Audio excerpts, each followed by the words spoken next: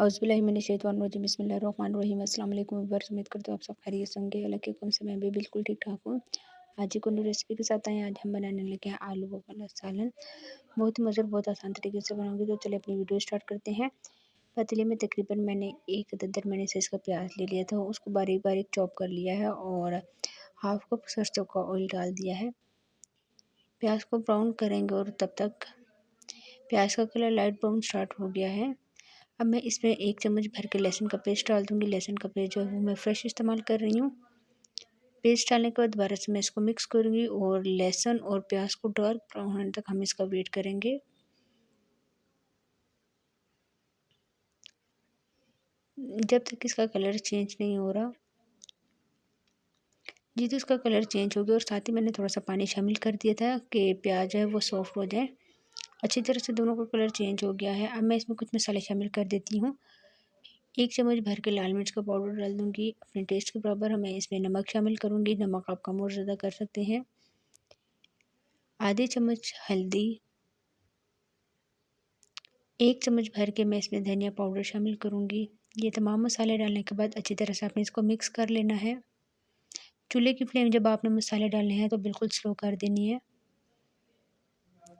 अच्छी तरह मिक्स करने के बाद अब मैं 1 चम्मच भर के इसमें कश्मीरी लाल मिर्च डाल दूँगी, जिससे उसका कलर बहुत ही खूबसूरत आएगा सालन का।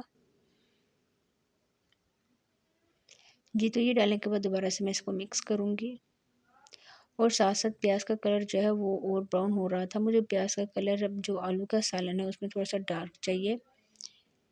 अब टमाटर का पेस्ट इसमें मैं शामिल कर दूँगी। 2 अदद टमाटर लिए थे बड़े साइज़ के और उसका मैंने पेस्ट बना लिया है। अगर आपके पास पेस्ट नहीं है तो आप इसमें 2 अदद टमाटर भी शामिल कर सकते हैं।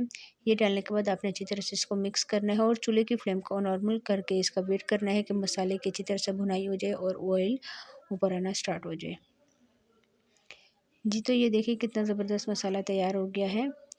कितना खूबसूरत लग रहा है। ऑयल भी काफ़ी हद तक ऊपर आ गया है। अच्छी तरह से मैं इसको मिक्स कर रही हूँ।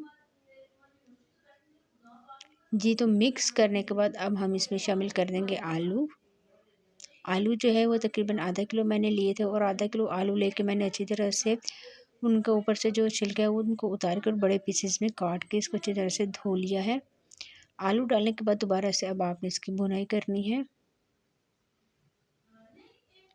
अच्छी तरह से मैं इसकी भुनाई कर रही हूँ और यहाँ पे आपने चूल्हे की फ्लेम को थोड़ा-सा हाई कर देना है, क्योंकि जब मैंने आलू वॉश किए तो आपको पता है थोड़ा-सा पानी होता है, तो इस वज़ह से पानी ड्राई होने तक आपने इसकी भुनाई करनी है और जब तक ऑयल ऊपर ना आ जाए। तो इसी के साथ मेरी आप सबसे रिक्वेस्ट है, जिसने मेरे चैनल को सब्सक्राइब नहीं किया प्लीज़ मेरे चैनल को सब्सक्राइब कर लें, ताकि आने वाली हर वीडियो आपको बहुत आसानी से मिल जाए। जी, तो मैं अच्छी तरह से इसकी भुनाई होगी। अब मैं इसमें पानी शामिल कर दूँगी, क्योंकि मुझे जो आलू है वो शोरबे वाले चाहिए। तो मैं तकरीबन इसमें 2 से 3 कप के करीब पानी डालूँगी। आप पानी कम और ज़्यादा कर सकते हैं। अगर आपको गाढ़ी-गाढ़ी ग्रेवी चाहिए तो आप पानी थोड़ा-सा कम शामिल कर दें। लेकिन जो आलू का साइज़ है वो मैंने थोड़ा-सा बड़ा किया हुआ था, तो गलने में थोड़ा-सा ये टाइम लेंगे। आप ये रेसिपी कुकर में भी बना सकते हैं। आप देख सकते हैं कितना खूबसूरत इसका कलर हो गया है और ऑयल भी काफ़ी हद तक ऊपर आ गया। मैं इसमें पानी शामिल कर देती हूँ। पानी तकरीबन पहले मैंने 2 कप डाला है। डालने के बाद मैंने जब इसको अच्छी तरह से मिक्स किया तो मुझे पानी थोड़ा-सा कम लग रहा था और दोबारा फिर मैंने इसमें थोड़ा-सा और पानी शामिल कर दिया है।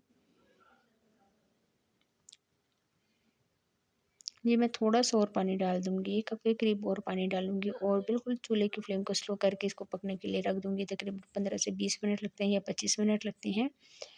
पर आपने इसके ढक्कन देके इसका वेट करना है और जब तक आलू गल जाएँ फिर उसके बाद मेरी आपसे मुलाकात होती है।